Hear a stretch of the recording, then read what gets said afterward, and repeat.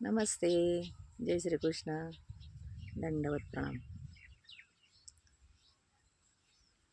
कसे आहात? मजेत ना? असायलाच पाहिजे. सगळे स्वस्थ राहा, मस्त राहा, आनंदी राहा, निरोगी राहा. तर मैत्रिणींनो आणि भावांनो, आपलं सर्वांचं स्वागत आहे आपल्या हक्काचं चॅनल नाथ संस्कृतीचा. आपण काय करतोय? आपण दोन श्लोक गीतेचे आणि एक श्लोक दुसऱ्या स्तोत्राचा, अष्टकाचा असं आपल्या चॅनलवर चालू आहे.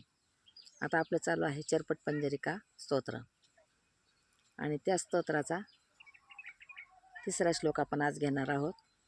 श्रीमद आद्य शंकराचार्यांनी रचलेलं हे स्तोत्र आहे. आपण म्हणतो ना, श्रीकृष्णाने 5000 वर्षापूर्वी सांगितलं होतं की कलियुगात काय होणार आहे. तसं श्रीमद आद्य शंकराचार्यांनी पण पुढचं ओळखून आणि मगच हे स्तोत्र रचलेलं आहे. तर ही काळाची गरज आहे. जसं श्रीकृष्णाने पुढचा विचार करून, कलियुगाचा विचार करून आपल्याला श्रीमद भगवद्गीता दिली, तसं श्रीमद आद्य शंकराचार्यांनी पण, त्यांना आद्य शंकराचार्य उगाचच म्हणत नव्हते. तर आद्य शंकराचार्यांनी सुद्धा आपल्याला अनेक असे स्तोत्र दिले, अनेक असे अष्टके दिले की जेणेकरून आपल्याला या संसारूपी सागरातून तरून जायला त्याची मदत होईल. तर आज आपण घेऊया तिसरा श्लोक. आपण पहिले 2 श्लोक बघितले. त्याच्यामध्ये पहिला श्लोक बघितला की दिवस रात्र ऋतू हे सगळे एकामागून एक येतात जातात आणि आपला व्यवहार चालूच आहे, आपला संसार प्रपंच चालूच आहे. पण ज्यावेळेस आपण शेवटच्या वेळी आपण काय म्हणतो, एखादा माणूस समजा शेवटच्या घटका मोजतोय आणि त्याला काय म्हणतो आपण, देवाचं नाव घे. मग शेवटच्या वेळेस नाव येईल का हो? नाही येणार. कारण आयुष्यभर जर नाव घेण्याची सवयच नाही तर शेवटच्या वेळेस कसं नाव येईल देवाचं? नाही येत. तर त्याच्यासाठी आपल्याला ह्या सगळ्या गोष्टीतून सुटका होण्यासाठी श्रीमद आद्य शंकराचार्यांनी आपल्याला हे स्तोत्र दिलेलं आहे. आपण घेऊया तिसरा श्लोक.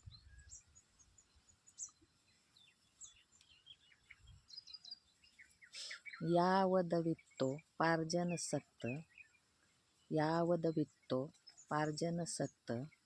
तावन्निज परिवारो रक्त. यावदवित्तो पार्जन सक्त तावन्निज परिवारो रक्त. यावदवित्त पार्जन सक्त तावन्निज परिवारो रक्त. पश्चात धावती जर्जर देहे वार्ता पृच्छति कोऽपि न गेहि.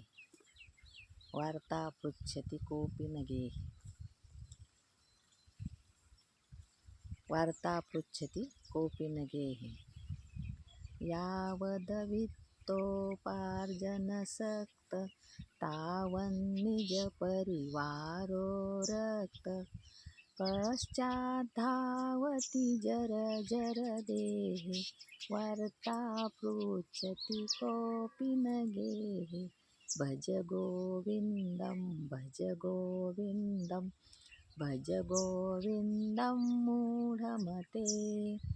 प्राप्ते सन्निहिते मरणे नहि रक्षति दुकृतकरणे.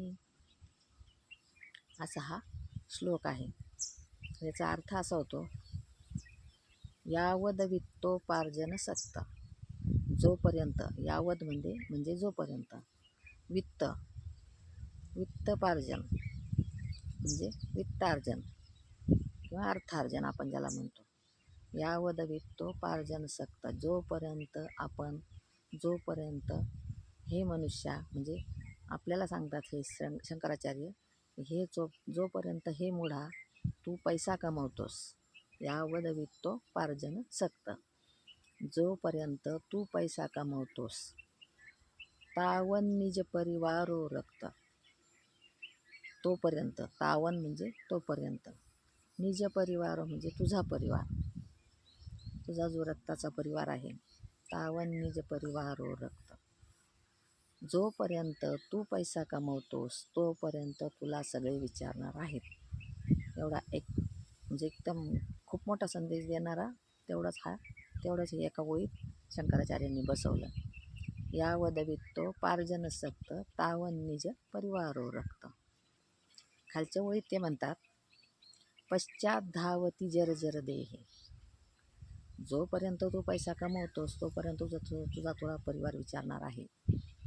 पश्चात धावती, तत्पश्चात त्याच्यानंतर काय होईल?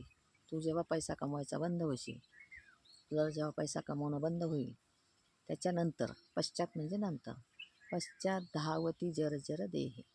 पश्चात धावती म्हणजे जर्जर देहे.